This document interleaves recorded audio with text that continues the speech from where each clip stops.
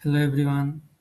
তো আমরা একটু আগে যে নোটিশটা দিছি ওই নোটিশ অনুযায়ী আমরা MinGW এটা কিভাবে সেট আপ করতে হয় ওইটা আমরা এখন দেখে নিব। তো ফার্স্ট অফ অল চেক করে নিব যে আমাদের পিসিতে অলরেডি MinGW এক্সিস্ট করে কি করে না। তো এটার জন্য আমরা সিম্পলি কমান্ড cmd টাইপ করব সার্চ বারে। cmd আসলো, এখানে জি প্লাস প্লাস স্পেস ভার্সন এই কমান্ডটা দিলে যদি এখানে কোনো একটা ভার্সন যেমন 2.6 এরকম কিছু লিখা থাকে তাইলে বুঝতে হবে যে আমাদের পিসিতে মানে MinGW সেট আপ করা আছে।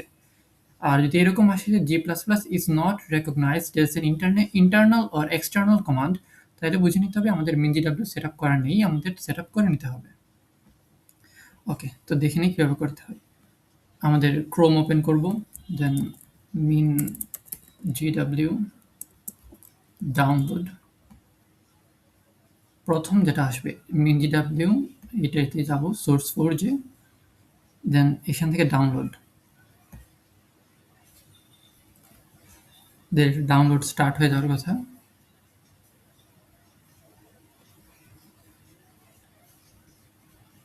ডাউনলোড হওয়ার পর জাস্ট সেট আপ করে নিব সম্পূর্ণ ফাইলটাকে।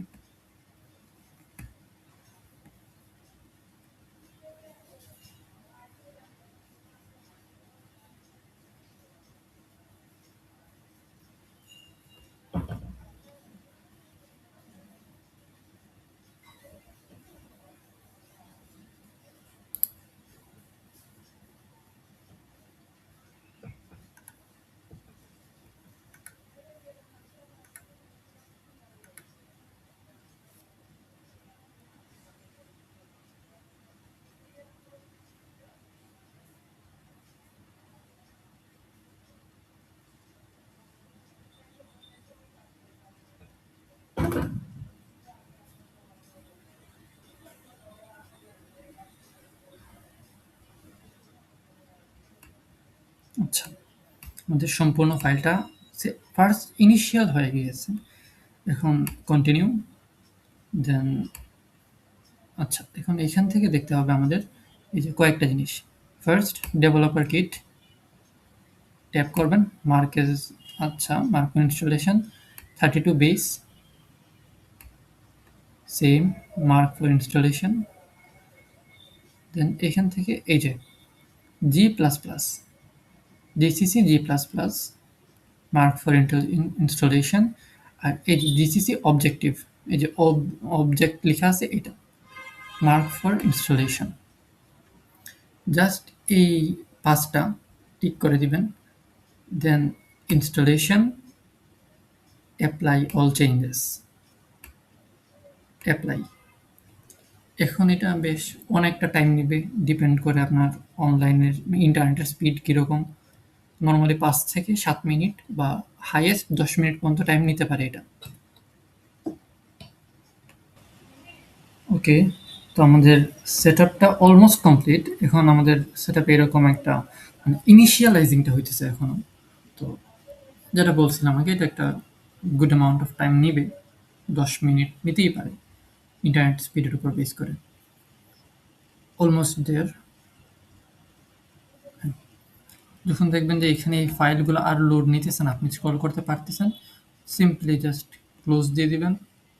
এখানে সবগুলো ইনস্টল হয়ে গেছে, আপনি দেখতে পারতেছেন, এখানে দেখতে দিবে ক্লোজ।